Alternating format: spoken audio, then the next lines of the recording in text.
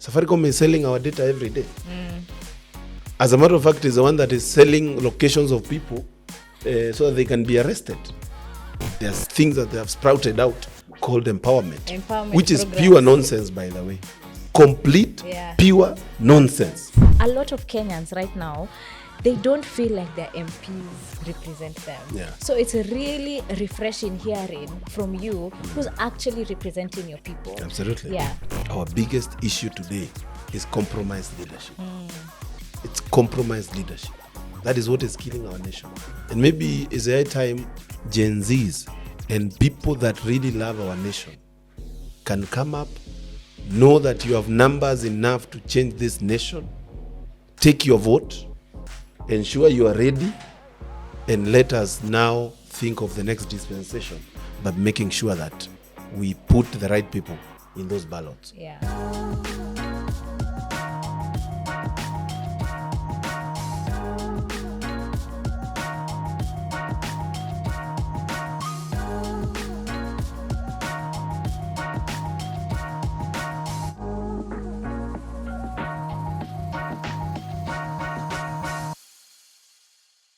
Welcome to Politikali Konekted, a podcast on everything politics and governance in Kenya and Africa. Here, we unpack the complexities of people, policy, and power.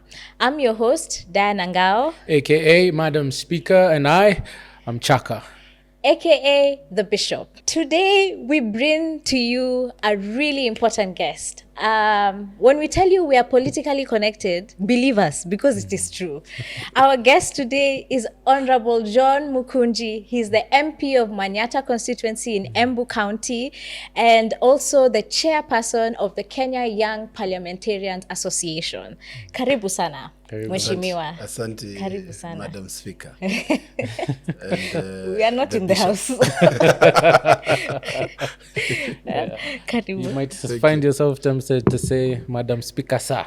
But now I don't understand why the bishop is there. I thought we should have prayed before.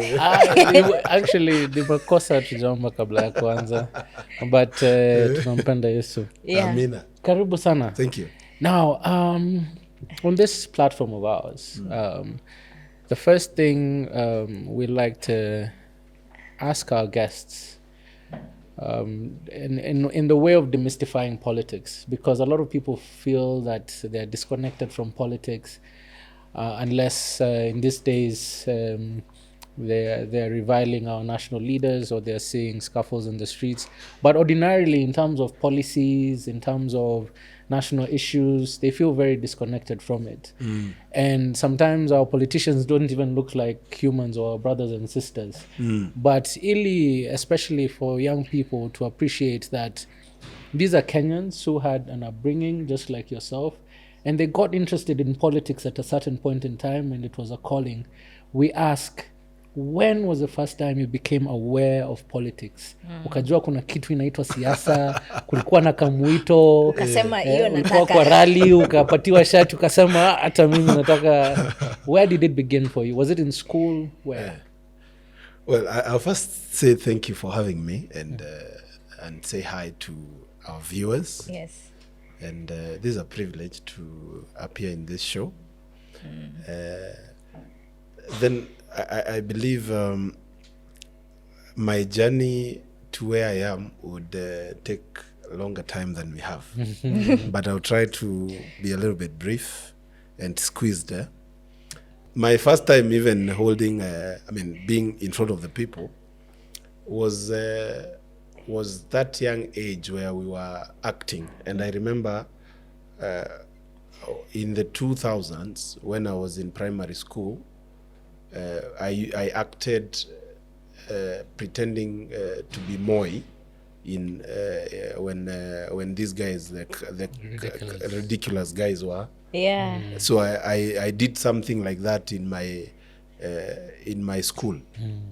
That is the earliest I can remember. The transition between the school, the university, to now the real life, the real politics, is something I thought about very early. Oh. 'Even before I completed my university. 'Cause I remember, when I was in primary school, I acted pretending to be Moi in when these guys, the ridiculous guys were. So I did something like that in my school. That is the earliest I can remember. The transition between the school, the university, to now the real life, the real politics, is something I thought about very early.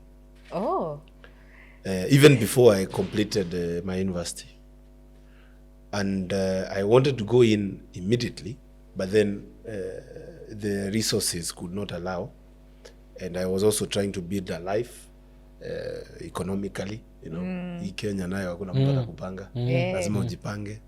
So and in 2022 I was elected as a member of parliament. Wow. I would say that yes, even my journey is not yet complete. Yeah. Because I have bigger dreams of even becoming the president of this nation. We like to hear but that. God willing, hiyo sasa inaonyesha kazi yako iko aje ukipelekwa mbele na Wakenya. Any politician who does not desire to become president alibahatisha. Is it true? Yeah. But interestingly, they are there. There are people who don't have dreams. They are members, and they just remain at that. But when you're given an opportunity at a young age, you would be failing even God by not trying to work so that you can be promoted. I like that. And that is why you see a difference of leaders who can actually show their people that they want to work, whereas there are others who are saying, let me hit what I'm going to hit and go home. And whenever you have a dream, you wouldn't like to disappoint your people. Yeah. You have to make sure that people feel you are doing the right thing so that they can promote you. Yeah. And that is a big difference of leadership today. Yeah. It has been said, if anything, when you have a dream, is that it wakes you up. It's the one that wakes you up, because until you achieve it, you know, that's when now you can sleep. But otherwise, it keeps you going. But I want us to take you back to Sono, because it seems that Sono seems to be a birthplace for a lot of national leaders, you know. Yeah. So maybe you can tell the audience and tell us a bit more about what was the politics like in Sono? Like, how did it shape you to now being now at the national stage in National Assembly? How did it was there some places that it built you, or was there some reality checks you got now when you entered the House of Parliament? Well, there are two issues I would talk about in the university, not even Sono. Is number one, it gave us a platform of association from people who are outside your area of upbringing. And it gave us that part of, you have people from Kisumu, from Coast, from all these other areas, that you are able now to view Kenya as Kenya. Because whenever you are born from a village, you would think the village is the mentality, and that's how people think. But the connections I've made since when I was in Sono, even today, of course, I use them up today. And if you think about it, such as Babu Owino, we were with them, and these are the leaders that we are with. Even the association and the friendship kind of makes one person over there is a member of parliament, the other one is a senator, and you bring this energy together. You are seen like, yes, this is where things started coming out. But also, on the flip side, it was also a reality check of the politics of the nation. There was a lot of tribal mathematics and arithmetic. In Sono. Even in Sono? Even in Sono. I mean, and even today, when you listen to student leaders planning their politics, they talk of numbers in terms of where people come from. There is a team that calls itself Oragi from Luo land. There is another team from this other side who calls themselves Itungati or something. I mean, you'll find those things also in the university. Sono. And I'll tell you that I have had people mention, we want to change this nation, we want to change the politics of our nation. Where we are supposed to start is that young upbringing age. That is where we are supposed to change.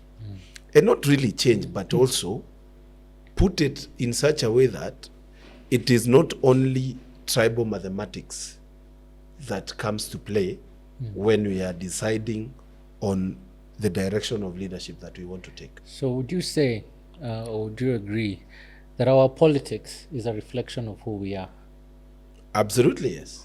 So, I fully agree. in terms of some of the challenges, the many challenges we're facing with this country, because we like to single out leaders, would you say that we should all take responsibilities for the good and for the bad and for the terrible as a nation? Okay, I would say that, but with a caution that they are beneficiaries. They are leaders who are beneficiary of this tribal issue of leadership, and they want that status quo to remain. And this brings me to another perspective of where we are today in terms of even the Gen Zs. Yeah. There has been another wave that has come in that now seems like it is ignoring all these facts. Yeah. And of course, many people who have enjoyed the status quo are not comfortable with that part of people saying we are tribalists. Yeah. We don't really say tribe is what is supposed to define us. And of course, other people who are pretentious want to say we are bringing the nation together, but in real sense, even in their character and what they are doing, they are doing tribal mathematics. So I would say that my hope is with the young generation, with their clarion call of being tribeless. Yeah. That is something I'm very comfortable with. And that is something that has actually, that can swiftly change Yeah. the politics of our nation. Yeah. I'm told, I've not verified this, but I'm told even tribalization of our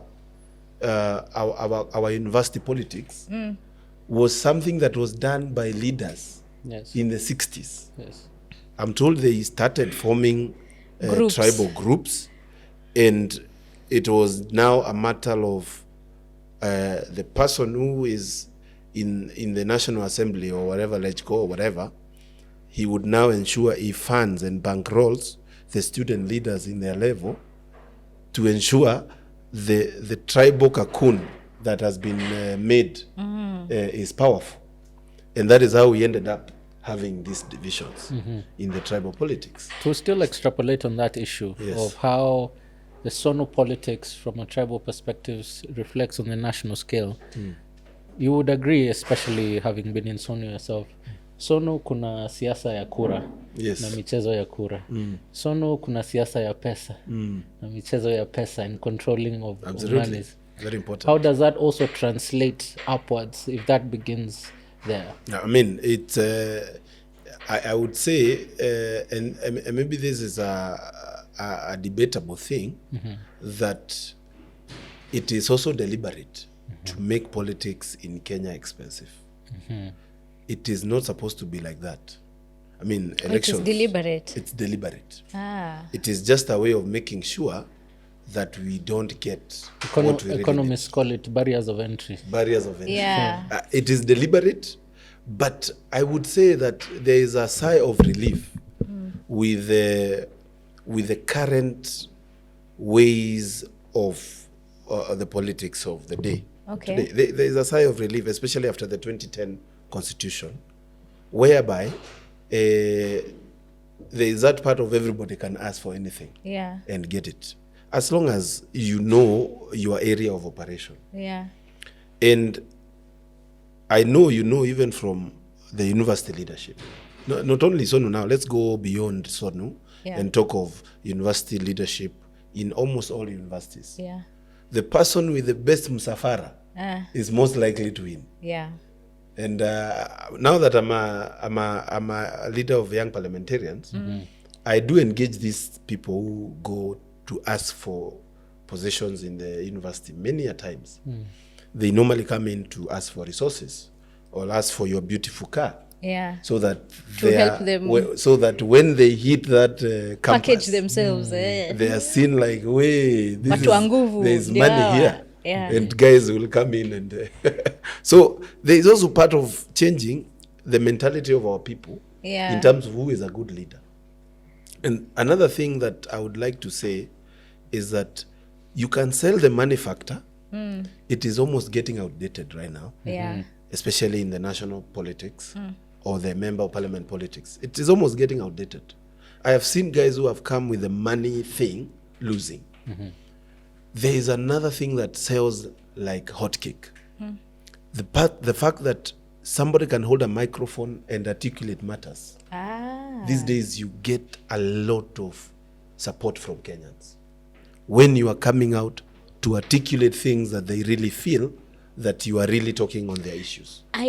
I actually agree with that, because I think we saw a lot of young voices pop up during the Gen Z protests of last year, and it was purely because of their ability to articulate the general feeling of the rest of the Gen Zs. Absolutely. But I like what you're talking about in terms of campaigning, especially in student politics. I want you to take us to now 2022. Yes. You've said you want the seat for Manyata MP. What are some of the intricacies? You know, because we are leading up to another election cycle in 2027. There are a lot of there are a lot of young people who want to stand, but there are some barriers, the barriers of entry, whether it's money, whether it's just access. For you now, when you made the decision to run, what are some of the barriers, or what are some of and how did you let's say, overcome those barriers? I want to be very brief on this, but I wish I can get more time to really tell my story of politics. But I believe I can put it into around 2-3 areas that really help me. Number one, people vote for somebody they know.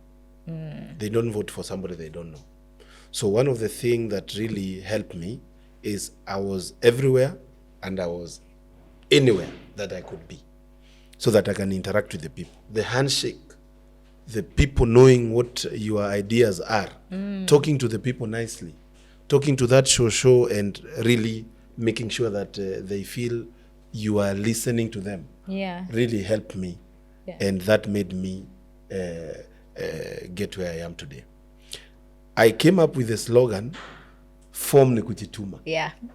Because at some point, even the current the member of parliament that was there then was not being seen than I was seen, and you would think I'm the member of parliament.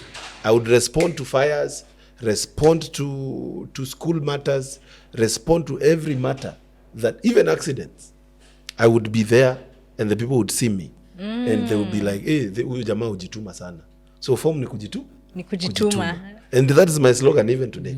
That I'm the one of the most visible member of parliament to his people.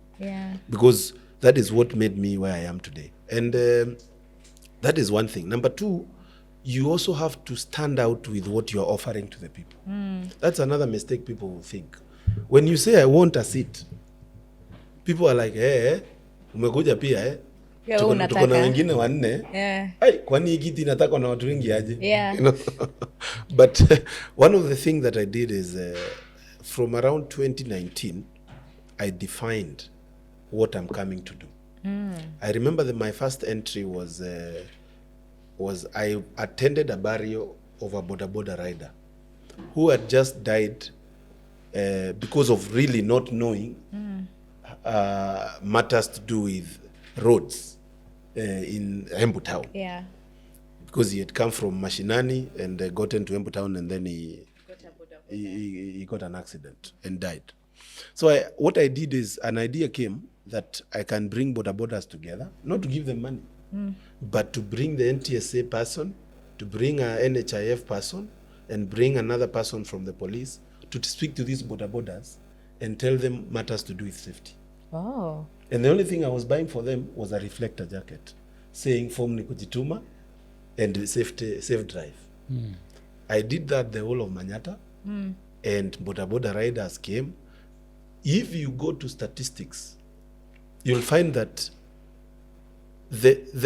in Manyata constituency, I might be wrong, but you'll find that boda-boda riders were taking issues to do with NHIF very seriously. Because of the accidents. Yes, I remember one person who came and thanked me because of that education or whatever I would call it of NHIF, because he was paid for by NHIF 1 million Kenya shillings when he got an accident. And that thing now, I went around saying how I'm doing with the boda-bodas. So you already have content of what you're talking about. Then at some point there was COVID. and everybody disappeared. All leaders closed their doors.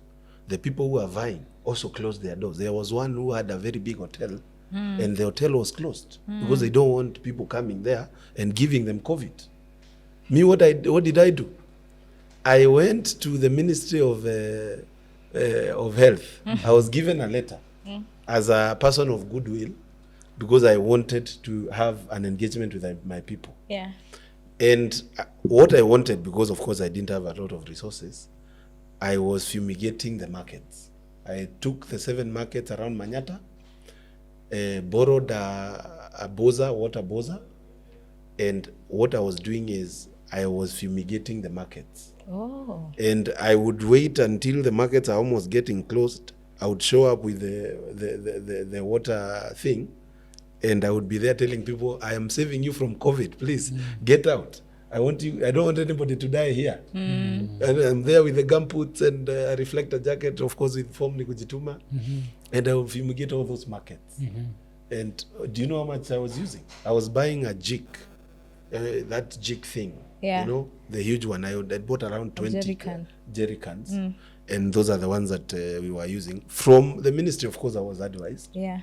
And I did that the whole of COVID, and people were very happy that they could only see Mukunji. Yeah. Nobody else. Because everyone is. Nobody else. Just Mukunji. Now you're being known across, Yeah. and it's being noticed Yes. by leaders who are there as well. Yes. Of course, wakiona unajituma kidogo kidogo pia wanataka kukutuma kwa Yes. ajili yao. So in that stead, who would you say are your political mentors from home? Well, I really can't say from home. I wouldn't say, because I feel like all these were ideas that I was coming up with, and nobody had goodwill to say Mukunji Tosha. I'll be very honest with you. I am an outsider in Embu politics.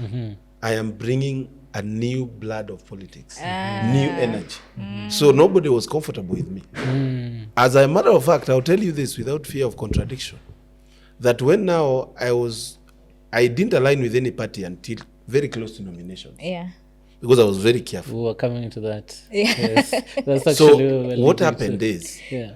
when leaders in Embu are being asked, who do you think is going to take this? Yeah. They were giving another person who is a well-established man with political connections and money. Is one that huyu kumshinda itakuwa ngumu. But then one day I went around with Msafara ya now the current president, and everywhere we stopped, I was getting a standing ovation. And he went, when they were doing their postmortem, alisomea watu sana. You guys are wrong, bana. This is the guy. Huyu ndiye huyu jamaa. Huyu. Wacheni mchezo. Mnanidanganya. Ground ilikuwa imeongea. Completely. Yeah. Completely. And how did that influence? Yes, there's that. He has a huge following. He has a national audience. He's noticed the reaction of the crowds. How does that influence your association with him? And in terms of given historically where Embu was, its political association. Yeah. And that choice, was it a difficult choice? Was it an easy choice? How did it align with your policies? So now, of course, in politics also, as I have told you, people say the most. And you might be a very good candidate, but if you are in the wrong, non-aligned political wave, you will lose, or it will be very difficult for you. That's true. So it was obvious that I have to align. You have to be practical. I have to be practical, and that was the winning side then. And one of the reasons why I got into problems is because what we thought is the reality of what we are coming to do, it changed drastically when we got to the position that we were given. And let me say that at that moment, the people in Embu, close to, I would say 97%, were on the side of Hustler. The Hustler Nation. The Hustler Nation. The clarion call on Mama Mboga, the people of boda-boda, was really reverberating with the people. It was obvious nobody else had a chance. I mean, Raila came to Embu at some point for a rally. He did a meeting. Even the MCA of that area would have done a bigger meeting. People never showed up. And if you realize people are not showing up for your meetings, know that you are out. Even the other day, when the deputy president, the current deputy president, came to Embu for a farmers meeting, no farmer showed up. It tells you maneno kwisha. You know, so it is a matter of aligning with the people, but also making sure that you are not finding yourself in a narrative that you wouldn't believe. And maybe it is one of the things that this regime has gotten wrong. That you can say this, then get in and say the opposite. Yeah. That is one of the things that they have gotten wrong. And maybe that would lead me to the next question, because for youth who are in political parties, Yes. what they are taught is that, you know, when this is your party position, then you stick to your party position. But what we've seen from you since you became a member of parliament under the UDA ticket, you've literally stood on your own. Like, Yes. your conscience is your conscience, and it's not really been aligned to what the ruling party stands for. How are you able to deal with that friction? You know, being in the house and before even we get into the many things that have happened in the National Assembly, Yes. how internally, how are you dealing with that friction, knowing that I was elected in this political party that has seemed like what you've said, they have deviated from the promise, and my conscience now says that this is the direction that I believe that we should go? Well, I will say this. One, it is true that I have deviated a number of party positions. And it's good to highlight them so that also audience don't get confused. That one of the things is that the Finance Bill 2024. Yes, I remember. It was a party position that we vote for Yes. it. And at some point we had a very serious difference between my stand with the current president, because he was telling us as young leaders that if your party says this and your people are saying the opposite, you have to align with the party. But then why would the party that is representative of the people have a different opinion from the people? Good Who question. are we representing? And that was a very huge argument. It was even it came out during the launch of our strategic plan, Okay. because he insisted on it. But of course, if anybody who was in this nation Yeah. really was listening to the people, nobody in the National Assembly would have voted yes to the Finance Bill 2024. Nobody. If we were listening to the people. Because even in the village called Sugoi, people had said that bill Yeah. is not good. Yeah. There could be arguments on how we have gotten there. But under Article 1 of our Constitution, the people are supreme. I, as a member of parliament, am using powers that have been given to me by the people. And that does not mean that I have taken the power, put them in my pocket, I can move around with them. Yeah. It is the people that are supposed to direct. You must consult with You them. must consult with them. Yeah. And that was one of my biggest differences between myself and the president. Because I had to make a conscious decision on me as a young leader. Yeah. The Gen Zs are in the streets. The people of my constituency have spoken clearly Yeah. that this finance bill, don't vote yes. Whether it has manna from heaven, whether you first say no and then talk to them now.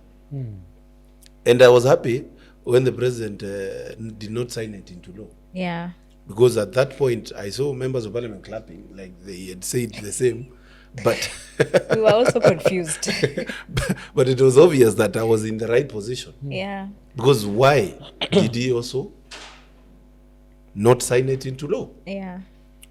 And let me say that that really has changed my association with the regime. Completely changed, because of course, now you are seen as an independent mind. You are a threat to the status quo. You are not a person who can be bribed with a few coins. So it has a little bit changed on how we look at things. And what is now that personal cost? Because you've taken a strong stand, and maybe not just, you said there are a number of times, let's just talk about even 2024, you've taken a strong stand. So what is the personal and political cost? So the personal cost is that, one, now I'm being hunted by this regime. It is obvious, and everybody knows now. I'm charged with, I'm not even charged. I want to be charged with terrorism. Yeah. Something that I've never really dreamt of or even thought about. Yeah. And I didn't expect it ever to get here, just because of a divergent opinion. Yeah. And there is also that push from government for you to feel like you are in the wrong side. But one of the comfort is the fact that people have really embraced my stand, and you cannot touch me. When they arrested me, you could not. Protests came from nowhere, and I thank the people of Embu, because it is not easy to be appreciated as a leader. Yeah. It is not something that I can take for granted, that these people have really embraced me. The other day, I decided to go, after being arrested, to go and say thank you. And you would think there are 3 presidents in Embu, because everybody closed their shop, not for any fear, but to come and actually see me. And I really appreciate that. Yeah. So there is a cost in terms of, being trying to be intimidated and all this. But there is nothing much I would say I've lost. Yeah. Other than that part of not being invited to State House, of which I don't want to be invited to State House. There's a very important point you've brought out throughout this thread, and that is the place of representative democracy under the new constitution. Absolutely. And you said that actually power derives from the people. And it is donated, not even, it's delegated rather. It's a delegated power. It's a delegated power. My question is, what is, in terms of institutionalizing some of these issues? Because there's a tension here between the party position and what the people want. And ideally, the party should be representing the interests of the people. Now, even if the party is wrong, it reflects a failure of our institutions, which need to be corrected, because the cure is not then going to a politics of individuals. Yes. So, for example, with the Kenya Young Parliamentarians Association, did you have a position, and were you able to galvanize around it? And going forward, because party politics is still entrenched in our constitution, it's part of our institutions.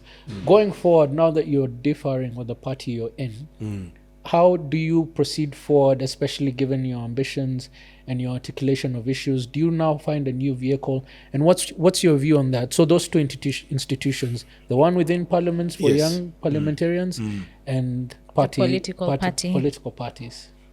That's a very good question. And maybe to answer it, I'll look at 3 things. Number 1, I'll look at the current state of things, whereby now there is new alignments and new ways of looking at things, even in the National Assembly and the executive. First of all, I would say that we are in that very weird situation whereby the minority or the opposition has joined government. And the position that they're supposed to play has now been left completely blank. And I believe that is a way to kill our democracy and also make it hard for people to air their issues.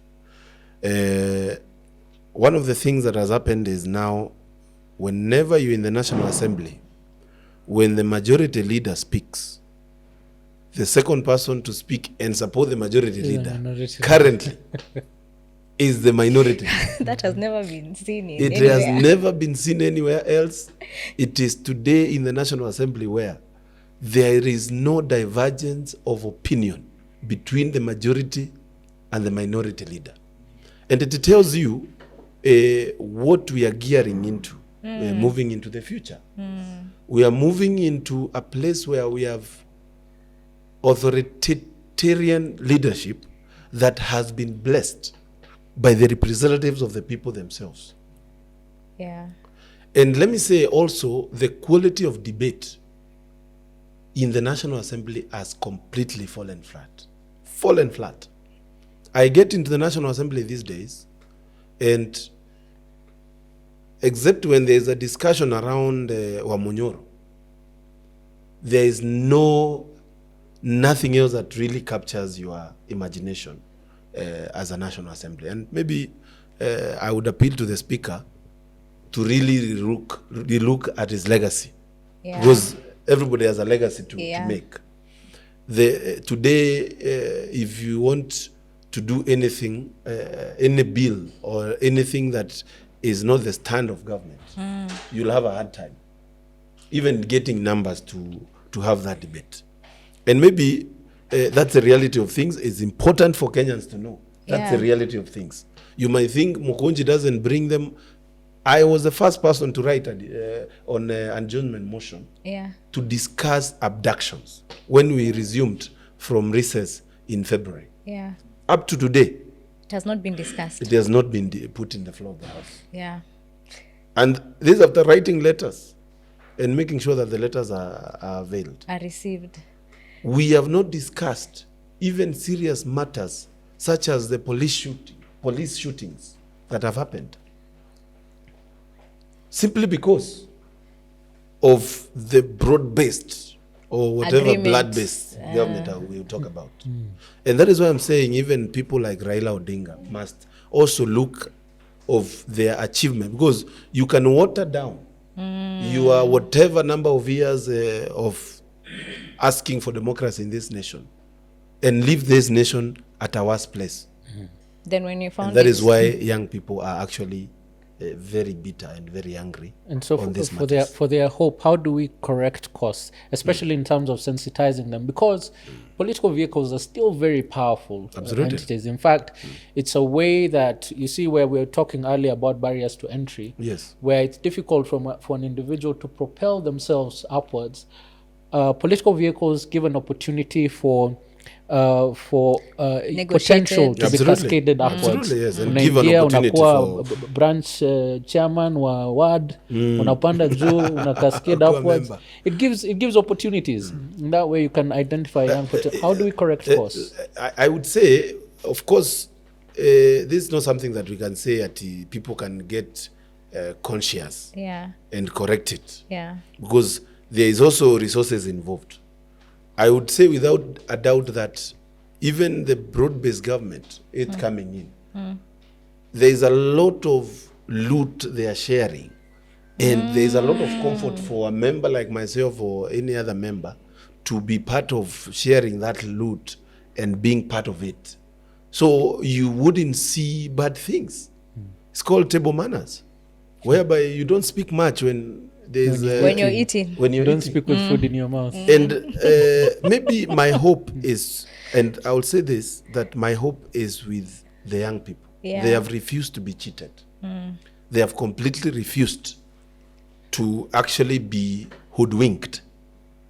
And that is something that makes me very hopeful that this cannot last for long. And let me say that from 2024, moving all the way, there has been consistency with what the Gen Zs, the young people, are saying and what they are talking about.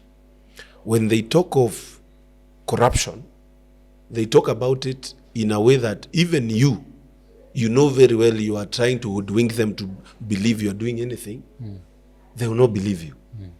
Even when I've seen Raila give public announcements, like he's like no abductions in public. But then if you read the comments of his post, social media, people are like, how do you go and sit with the president? Then you come outside and tell us what you should have told the president. yeah, What did you tell him? yeah, I mean, people have refused to board. Yes. They are not boarding. Like Miguna, they are not boarding. They have refused. We They have said they will not board It's- as long as there is nothing tangible that is being done. Yeah. And let me say this. I believe all of us were seeing those posters that were moving around during the Gen Z Maandamanos. Yeah. And that poster had very good ideas of any leader that would like to change this nation. There was matters to do with extravagant spending by government, whereas you're telling Kenyans to tighten their belts.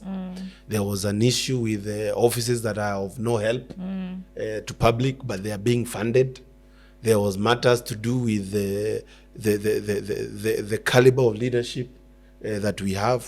People who are showing watches and bling bling just in the face of Kenyans who are facing a hard time. Yeah. There was the issue of revenue collection that is going to areas that people are not interested. And these things were actually there. The president read a speech that said, I'm going to look at these things, but it ended there. And that is where things went south. That people would say, okay, we have given you a chance to correct what is happening, but you have just Yeah. gone left. Yeah. And that is something that even the regime that will come after this, if you don't show that people are heard, you're finished. And even the survival of this regime does not guarantee that the change of a regime will guarantee its survival. Because we have a crisis. And us as leaders are in a position where now we look like we are defiant to the people's will. And the crisis starts there. A leader is one person who you want him there. And that's why you hear people say, tunataka kiongozi wetu afike hapa. Tumwambie. But if you are known that unaweza ambiwa na usikizi, then you have lost the relevance of leadership. Yeah, the legitimacy. And maybe to top it up, I will say this, that, I've experienced both sides, where you are powerful because you have a police officer and you can call the president and everybody else. And I've experienced the other side where you are known to be a people's person and you are actually seen as a representative of the people's feelings and reality of matters. I would tell you that people who are powerful are not the people with guns or people who are actually protected very well with guns. Even with jeshi, you feel empty if you can tell people hi, wakwambie one time. And that is the issue that people need to realize, how tough it is for somebody who has enjoyed the support from public, Yeah. and now it is no longer there. It is important for every leader to know that the power, the sweet power, Is with the is when people can hold you and throw up, Yeah. and throw you up like this because they love you. I like what you're saying, and what I'm hearing from you is that there seems to be a generational shift, and also now like a fight when it comes to the political like there's this generation that's saying sisi we are tribeless, Yes. sisi hatutaki kudanganywa, us we just want this. And then there's this other older generation that are like, us we are okay with how things are, if anything. But now we're gearing up to 2027. And there's also a matter of precedence, when how we set precedence. When young people see members of parliament walking with, there you're saying, with karende, with guns, big cars, Yes. they start to aspire that when they get there, that is also how Their life. their life should be. And now here what you're saying is that the power really is not in the number of police around you and the big cars. It's Yes. really with the people.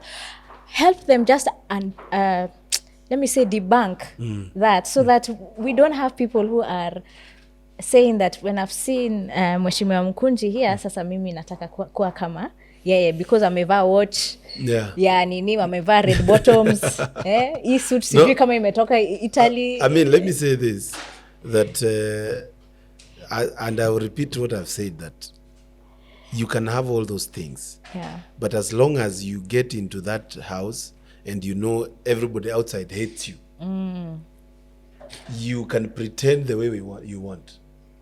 You will still feel as empty as if you didn't have anything. The Bible says that what is it to gain the world but to lose your soul? Absolutely. I like the bishop's Hey, perspective of things. that's why it's called the bishop. I have another question, because you talked about the Finance Bill 2024. Yes. And sometimes we get a bit out of touch, na saa zingine siasa kwetu ni Kenya tunaona kwa TV kiongozi alisema hivi akajibizana. But right now in Parliament, what may be one or two of some of the most controversial bills that are not good for Kenyans that we are not aware about? Of course, Finance Bill 2024 had started with the wrong footing. I think it's important I tell you the strategy that is normally used. We'll have controversial, far-reaching, crazy proposals in a bill. And this worked in 2023, by the way, because there was a Finance Bill 2023. Far-reaching, crazy proposals that are really, really bad for the people. But, at the committee stage, the bill will be like, oh, we have removed this, so the bill is good. So some really not very comfortable things will pass. But it will be seen like we have heard you and we have removed some things. That is a strategy. And this one I'm saying without a doubt, because I've been part of this, guys, that is a strategy that has been at work. The Finance Bill 2024, there was proposals on matters to do with vehicle tax. You remember the vehicle tax that was supposed to be paid even for vehicles that are already bought and you own them? There was also proposals to do with unga, bread, and diapers, all these manner of things. I mean, with an explanation, because nothing doesn't have an explanation. And now the issue was, before we even go to the committee stage, Kenyans had already known that this thing is bad and it has going to be thrown out with whatever it is. And that is why that's when it came to fall flat. The other bills, of course, 2023 bill was also not good. It is the one that was introducing housing. I have nothing against housing. Let me be very clear. But this is the thing. With the amount of revenue that we are collecting on housing, that is not revenue that is supposed to be going to housing. It's supposed to be going to what I would call common user facilities, such as roads, electricity, and water. Because a house is a very individualistic thing. I know there is somebody who wants a house. Yes, I have no problem. I mean, it's a problem also in the nation. But because these resources are being given by Kenyans, who most likely, not even, most likely they are people who are working and earn a salary. They are the people who are bearing the biggest burden. Most likely many of them will not enjoy those houses. And they're the ones that are giving those resources. But they will pass through a road that is not good. They will, maybe in their rural areas, they don't have electricity. But Mheshimiwa, one of the arguments that has been made about housing is that the ultimate aim isn't just even the people who will end up owning the houses, but in the construction, and the supply of goods in the economy and the like. How does that pose it against? I'll argue the same with these other things. For them to be actually be put and be given to people, there is also a workforce, and there is also they conjure some sort of a supply chain from every area. If you're building tarmac, you need kokoto, you need graders, you need young people you need to clear the roads. I mean, it can be argued in all ways. And maybe my argument is such a levy should be used to really clear the gap that is there in various regions. And I'll give you an example of my place. My place, we have really tried. We are close to 90 92% electricity connectivity. But there are villages that have never seen electricity ever since That's true. they came to existence. Yeah. If you tell somebody is contributing money because he earns a salary in Nairobi, he will give you, please, we need electricity in our village. Yeah. Other than a house in Mukuru kwa Jenga. Are you getting the point? So there is a need to relook on such matters. There is another thing I'll tell you, that we have also passed another very outrageous legislation in the National Assembly. We passed a legislation that gave executive the power to borrow without coming back to the National Assembly. That is one of the legislation that I regret. It's anti-constitutional, if anything. It's even against the No, constitution. let me tell you how it came in. It came in that we will be borrowing against the GDP Of the country. of the nation. And we had put a capitation of 55%. Now we are close to 69%. 60, yeah. But we passed that bill being told that we are losing on powers to borrow because our economy is growing, and we have to pass we have to come back to the National Assembly to pass the what? The ceiling. To really increase the ceiling. And you remember when the former president was requesting for a review of the ceiling, it was a national debate. Yeah. These days we are borrowing even without the National Assembly saying nothing. And the greater tragedy is that it's not coming into the consolidated fund. Now that's another issue. So we don't And even know where we it's can going. debunk the matters of our borrowing and debt as a nation, and maybe it will make us cry, all of us. Because even when we talk about national debt, we no longer talk about the pending bills as part of the national debt. We have now put in another level of borrowing that they are calling securitization, whereby you are paying fuel levy 7 shillings, and that money has already been banked it has been borrowed that in 8 years that money will be used to be paying that loan. Securitization. So we have really passed a bill that is making Kenyans not to understand what is going on in terms of debt. The other thing that I also feel sad that we passed is how we pass our budget.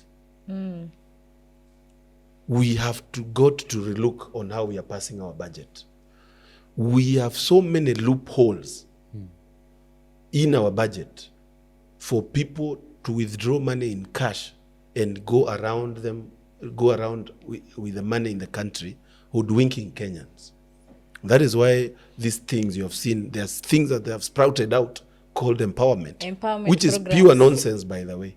Complete, pure nonsense. There is no empowerment. Even the ministry that is in charge of SMEs is not involved in this nonsense. But we need to see somebody in Sunday carrying 6 million with 9 choppers that are using more money than what they are coming to fundraise, in the name of empowering our young people. Maybe more specifically, if we come to the GMO policies and the implications of that, because it meant that, one, having a bread basket like Embu, which was giving us very nourishing food, supplying the country, and now you have this GMO, as soon as this new regime came into power, introducing this GMO policies, which meant it was corrupting the soil and the crops as well, and knowing that at some point there were going to be IPs, which would mean that people would not even be allowed to grow crops at home. So and how do we come into that, especially? And part of what I'm driving at here is Young Parliamentarians Association is supposed to take care of the posterity of this country within Parliament. Yes, absolutely. So how are we addressing some of these issues that come up? Let me say that some of the things that you mentioned were not bills in the National Assembly, but they were what I would call regulations Yes. coming in from the ministries. And maybe, because maybe it's good to highlight them. One was issues to do with cows being vaccinated. Yeah. There was also the GMO issue that came very early in our tenure, and these were not bills. They have never been debated. They were not part of what I would say is a policy that is coming in from the government to debate. Because of course, that is something that I would really have participated in. And when it comes to agriculture, me, I don't joke. Because that is where my people get Their bread and butter. butter. And when it came out, especially on matters vaccination, it was just a thing to actually distract Kenyans. Really? That strategy. you were It was a talking strategy to distract Kenyans. From what was really going on? Absolutely. Tell me where you have ever found a cow being vaccinated. Nowhere. Nowhere. And, meetings were made. Oh, you guys are refusing vaccination. Only for things and money to... Kupita huko chini. A done deal was on the table then. So it was either now we bring something that people can talk about when a done deal is being executed. So maybe from outside you would think, oh, this is passing. No. These are things that I'm very keen on, and whenever I'm needed to bring my members together, I do on these matters. On matters fertilizer, of course, that's another scandal on its own. Yeah. Because fertilizer, which is a very important raw material, I mean not raw material, but input for farming, we were very excited with the change. The fact that now we are getting it at a lower cost. Now, the investigation, and as usual, on what happens in this nation. That's why you should never believe when you are told things are going to be sorted out with time. Never believe that thing. Things are sorted out when they are hot. Mheshimiwa, they're still asking for more time. Yes, they're asking for more time. Yeah. But let me say that fertilizer, the scandal was taken over by the Committee of Agriculture, and it was closed. Nobody was charged. What do you mean closed? Like they just wrote a report and that's it? Even that report never saw the light of the day. And those are things that maybe we need to rethink as a nation, because there are ways to kill things in Kenya. Today we are up and about talking about what has happened to Ojwang and the rest. Yeah. But the DIG that was the complainant is already back in office. It's already back in office. And we are here saying, we have, and that's why we have lost goodwill. I mean, as a government, there is no goodwill from the people of Kenya, because we have been known to kill things with time. Somebody approached me and told me that, you think that you have become very popular because of the Finance Bill 2024. My friend, Kenyans will forget and think about other things. And I'm happy with Kenyans. These days they are not forgetting. They are just adding. They're adding to the They're just putting things together.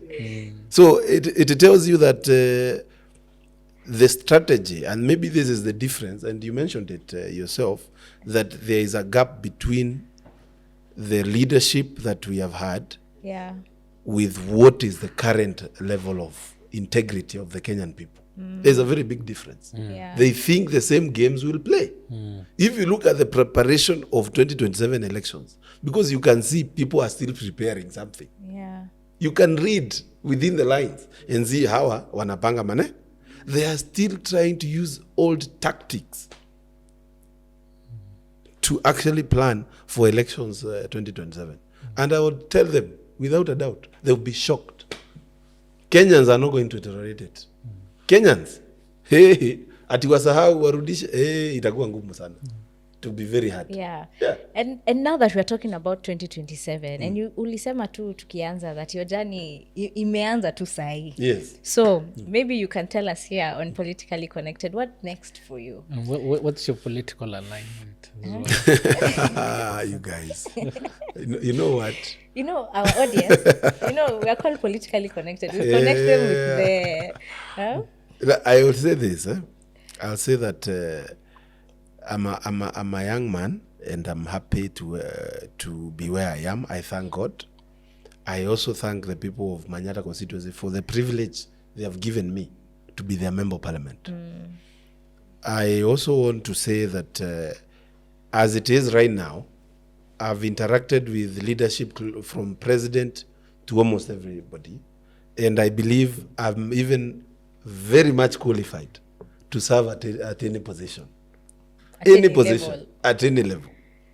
But if there is one thing I'm known for, is consultation with my people. I am not the person to come here and say I want to be the president of Kenya, or I want to be the governor of Embu, or I want to be what. I believe in the people themselves giving me direction. Having looked at me, polished me, and looked at me in all levels. I want to tell you the truth. By the time we get to 2027, the people, my people, will have told me on where my seed will fall. And where they will tell me I'll serve them the way I've served them during my 3 years of leadership as Member of Parliament. If you go there, today I'm very proud to say that it is only in Manyata constituency where, due to the CBC program, every single school right now has got a lab and lab equipment to ensure that the STEM courses that we were discussing earlier are well handled. Only in Manyata constituency.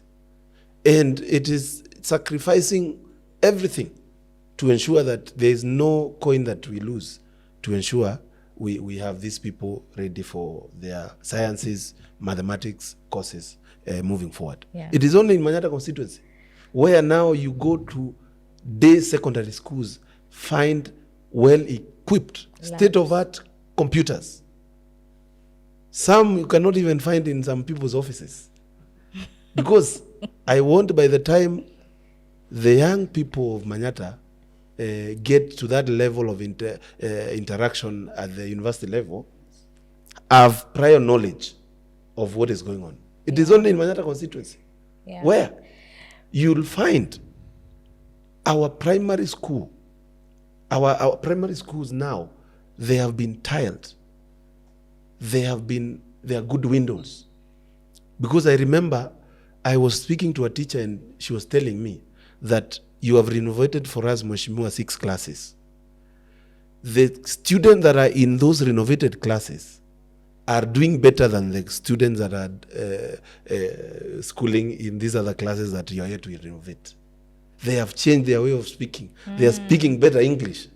They are even leaving their shoes outside if it is dirty and gotten into a clean classroom.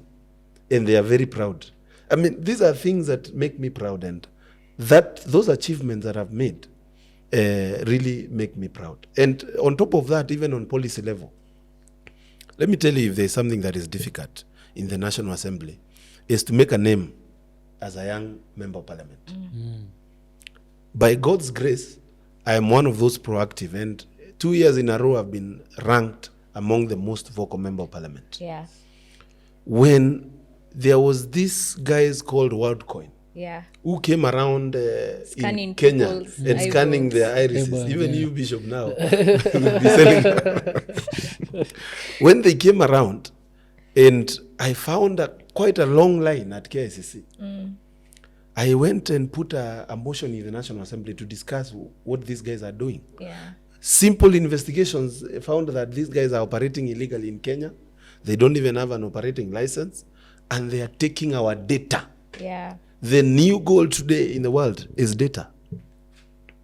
Today, my phones are with DCI. They are looking at data so they can understand Mukunji. They want to look at everything. Data, people are buying data in millions. That is why we have to be very careful, and we have to pass legislation on the new laws of privacy of this nation. Yeah. Because data, especially from foreign companies, from Chinese companies to big companies such as Meta and Safaricom. Safaricom is selling our data every day. As a matter of fact, is the one that is selling locations of people so that they can be arrested. When these guys came in, I brought that motion in the National Assembly that ended up having those guys being banned until they comply. And political games when started that were played by people in State House, by making sure that these people have seen the president, did not work, because even the High Court ruled against them. Yeah. And these are things that I'm very proud of. It is only Mukunji. You'll find that now I have 3 bills that I'm pushing in the National Assembly. I have a bill on local produce consumption bill, which actually is a bill that is encouraging use of local solutions and local produce and empowering I like and value that. adding so that we can be able to push. And that bill was given a good accolade by the Committee of Trade. Actually, they are the ones that are pushing it now for it to actually be passed. And hopefully in another 2-3 months, we'll have passed it. I have a bill that I'm calling Digital Labor Bill, which is a bill to look at now how to bring into the labor laws the digital workers. Because digital workers are not covered on the labor laws. They cannot even unionize. That is why Meta and these other companies, I'm sorry, this one you're going to use them to you have to use those platforms to have your show Podcast, aired. All the more reason we need the bill. So that we can protect you guys. Yeah. And ensure that you are not paid $2 here, whereas somebody in the US Yeah. is paid $20. And that is what is happening. The content moderators that go through The comments. explicit stuff so that they can be brought down are Kenyans, but those Kenyans cannot unionize. They cannot have their medical bill paid because they are given some sort of a third-party force to deal with. So you'll find Samasos, a company which is also not Kenyan, has taken a few guys, given them an office. Their work is to look at whoever puts up content, and those guys are not paid in a fair way. And that is a bill I'm pushing.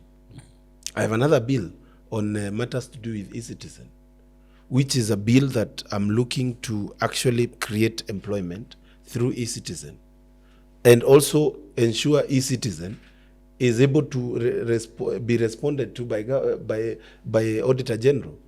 It should not be a third-party system whereby our money is stolen, then it is given to Someone to else. government.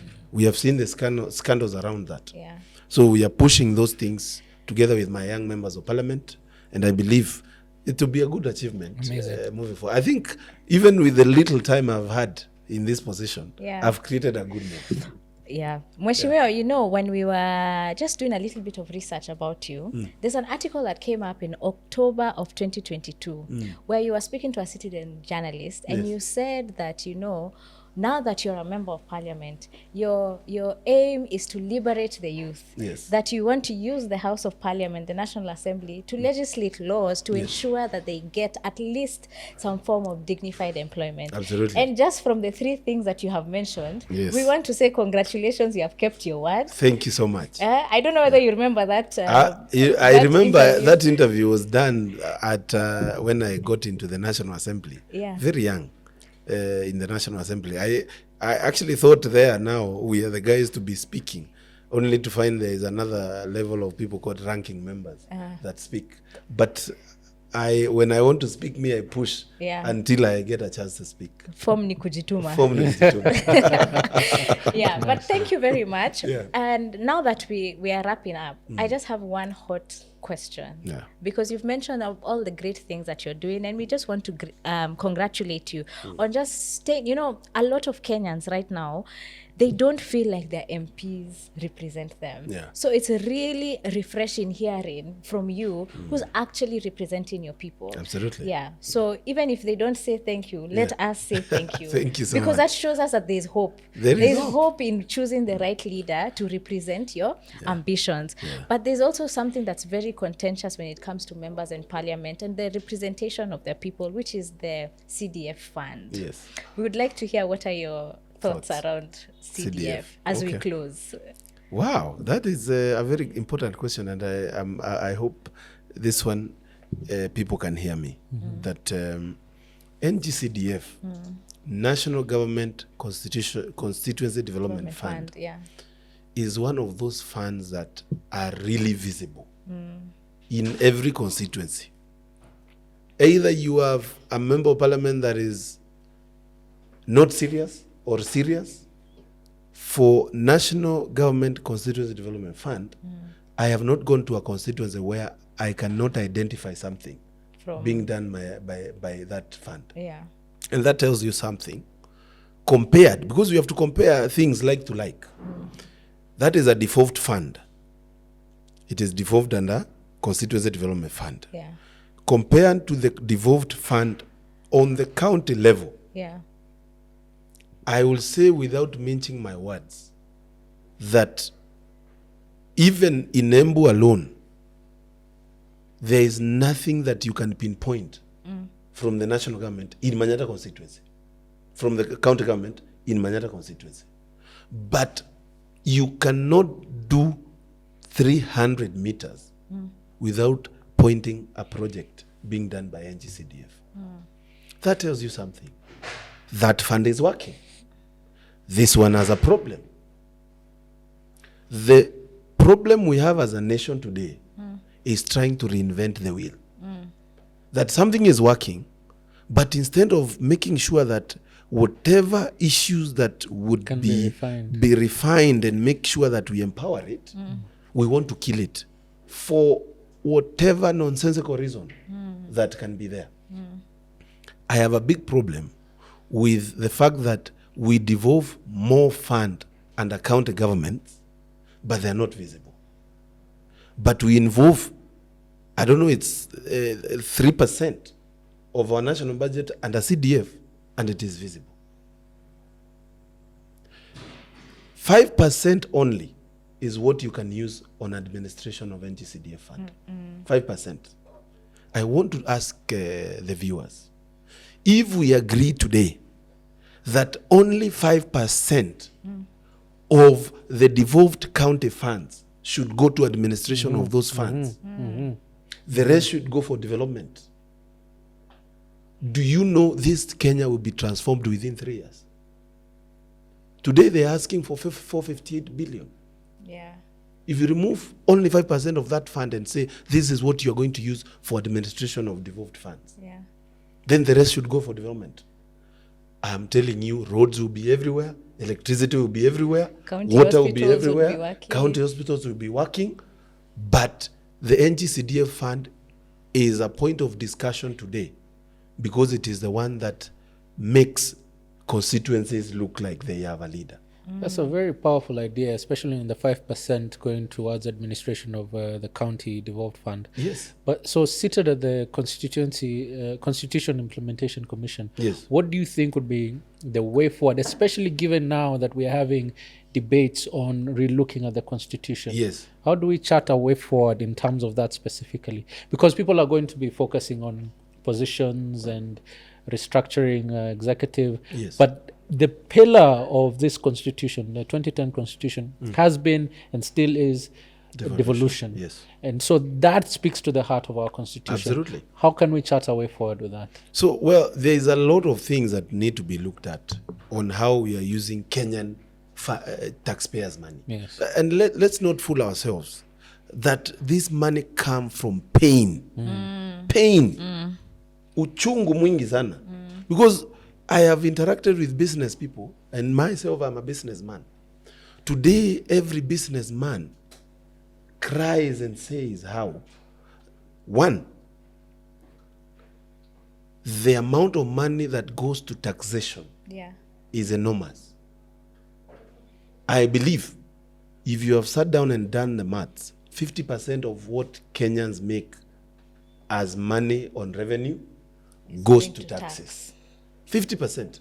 Because not only will you pay your payee of your employees, you'll pay your income tax, but you'll also pay fuel levy. VAT. You'll also pay VAT. You'll also pay money when you buy something. You'll pay. It is beyond. And let me say that there is a need to relook on how we are using those resources. Maybe if there is another constitutional change that should happen and that Mukunji can support, is a constitutional change that is involving relooking of the administration money. And by administration, I mean people employed, okay, for the money that is being devolved so that we can change this nation. But I believe that is a conversation that many people are not very comfortable with. Yeah. I am the devil's advocate here. Yeah, that's true.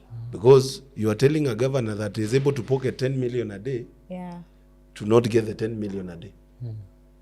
Our biggest issue today is compromised leadership. It's compromised leadership. That is what is killing our nation. And maybe it's a high time Gen Zs and people that really love our nation can come up, know that you have numbers enough to change this nation, take your vote, ensure you are ready, and let us now think of the next dispensation, but making sure that we put the right people in those ballots. Yeah. It is a tall order to even impose a constitutional change today. Yeah, that's true. The NADCO report had come with a proposal to change the constitution. Constitutional order, There was nothing to do with saving Kenyans taxpayers. There was nothing. It was political monkey games. Yeah. Negotiations. And making sure that Raila is comfortably able to associate with government. Like there is a big crisis in this nation about togetherness of our people. I've had many people speak about, we are bringing Kenyans together. Kenyans don't need to be brought together. Fact. Kenyans are together. It is you leadership that are apart, that are using that as a way to just have a table and some resources from taxpayer so that you can say you are bringing Kenyans together and to eat. I saw the conclave proposal by Raila Odinga. Conclave what? You are already together with the president. You are together. Why don't you talk? Who else do you want to talk to? You have the most powerful person with. I saw you yesterday with him. Maybe if I can table a controversial view in that, and I know we're wrapping up, but what if it is the case that Kenyans are together in terms of pain and what they don't want, but they may not be very clear about the togetherness of where they should go? I will disagree with you for one simple reason. I interact with Kenyans of all ages. Kenyans are very clear on where they want to go. Kenyans want leadership that works for them. And I am saying this as a person that has told the Kenyans line, and I can see even the appreciation. If you go to Embu, everybody now is saying Mukunji must become even the governor today. Because the moment one of us is in pain, I'm the first one to respond. When there was an abduction in Embu, a young gentleman called Billy Mwangi was abducted. Yeah. I responded by taking ambience to the streets. And it was very peaceful. Let me say, because there are people who want to mess my name by associating me with very controversial maandamanos and calling me a terrorist. I conducted maandamanos in Embu in December. A young man tried to take a watermelon from a moving cart. The gentlemen who are undermining took that watermelon back to the cart. And nobody ever even closed shop. Nobody closed the shop. The other day, I went to Embu and I had a very big meeting in Embu town. Over 10,000 people. Even the supermarket that was raided on 25th, it was open. I could see the managers looking towards me while I was addressing the people. That is how peaceful and accommodative and confidence of leadership that Embu people have with me. So when I hear people say, oh, Mukunji can sponsor me, I don't have money to misuse. I don't have. And maybe it's a high time people try to look for other things to try to put my name in the middle, but they will not succeed in that because people know me better. Yeah. So my point to you was very clear, that Kenyans, if there's one leader that will be responsive of the things they are bringing on the table, he will be made even the president. If there is any leader that is going to be responsive of the ideas Kenyans have in mind, and you know, I've seen people come up and say they want to be president, but they are coming in like they also fear. Kenyans don't like cowards. Kenyans want people who are brave, who can stand, who can put their lives on the line For them. for the right thing. For the right thing. So I am calling upon these presidential candidates, Salasi and the rest. You know? Your colleague. Yeah. Let them come out clearly, say, what are you going to do with people who are stealing our money right now? Say whether you're going to take them to jail. Don't look like you will be a compromised person. Say what you're going to do with the police officers that are shooting people on the legs. Tell us what you're going to do with those leaders that are saying Kenyans should be shot against even the penal code, against the law of this nation. Tell us. Ukituambia ndio tutajua. But on the other side of the Tell coin, us. on the other side of the coin, isn't that still part of the problem? Because we're still relying on personalities. Because if we have the right system, infrastructure, we don't need somebody to then come and put their life on the line. But let me tell you, Bishop, fact of the matter is, we have seen these institutions really depend on how a president is ready to empower them. One of the challenge we have, and I have been privileged to sit in the Constitutional Implementation and Oversight Committee. Yeah. If there are institutions that are held on the neck like this, they are strangled, are independent constitutional institutions. They are a power that we expect to actually investigate. to investigate the police officers. Yesterday I was there telling them that there is a police officer that snatched somebody's phone and is on a CCTV camera. They told me they don't even have a resource to send an investigator to Embu. So the goodwill of a leader today is to empower those institutions and to be able to bow into what is the right thing in terms of our constitution and our nation today. So we need people to come out clearly. The mistake we can make as a nation is to get a compromised president. Yeah. The mistake we can make is to have a president that is compromised, who can Again. talk to The Ruto mistake we again can make again. and tell him, you have looted our 4 trillion. It's okay. You continue doing You your continue. thing. Buy everything in Kenya. Yeah. Enjoy yourself.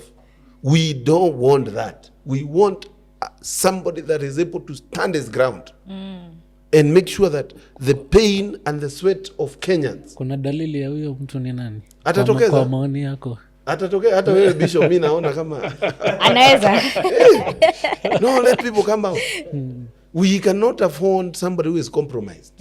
That is somebody who will bring peace and be lenient. Yeah. No, we want somebody who is going to take Sudi up against the issue he says he is doing. We want people who are Murkomen.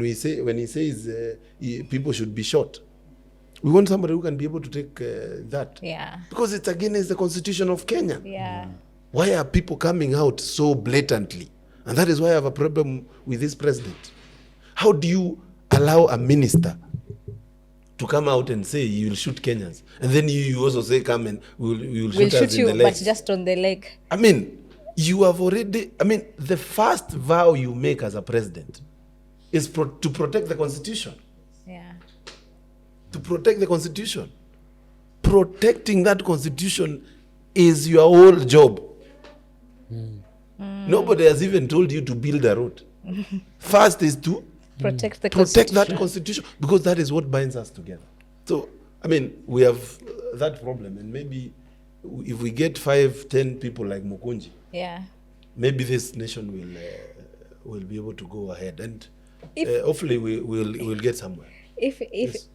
I mean, I like how passionate you've spoken about that, and it shows also in the words you're speaking and everything that indeed we are in crisis, and indeed only the person who can listen to what the Kenyans are saying Very good. can take this country. Yes. Vox Populi, Yeah. Vox Dei. Exactly, and it's something that we've said here at Politically Connected, and we are glad you're actually the first member of parliament we've had as a host. So thank you very much. And you've set the tempo. Like, Yes. I don't know how you've really set the tempo. Really? Yes, Asante. your colleagues will have a hard time. No. You So they see, come after you. let me first say that congratulations, if I'm actually the first member of parliament to be here, but I would propose you do more of this. Yeah, The conversation must continue. yeah, The conversation must continue, and maybe the moment we lose that conversation is now when Kenyans will be totally blacked out, yeah, and will not have a future. yeah, So continue telling people the truth, yeah. continue injecting, and ensure that Kenyans have a voice. Asante The sana. moment you you very stop much. talking is when you start fighting. Very nice. Sasa waambie our audience wa subscribe. Ladies and gentlemen, Yeah. mimi naitwa Mukunji, form ni kujituma, Mm-hmm. and I want to humbly request all of you to subscribe to Politically Connected. Na form ni kujituma kama kawaida. Yes. Usipojituma utatumiwa. Utatumwa na utatumiwa. You heard it first here at Politically Connected. Make sure you subscribe, and we're looking forward to see you again in a screen near you. Yeah. Very nice. Thank you. Bishop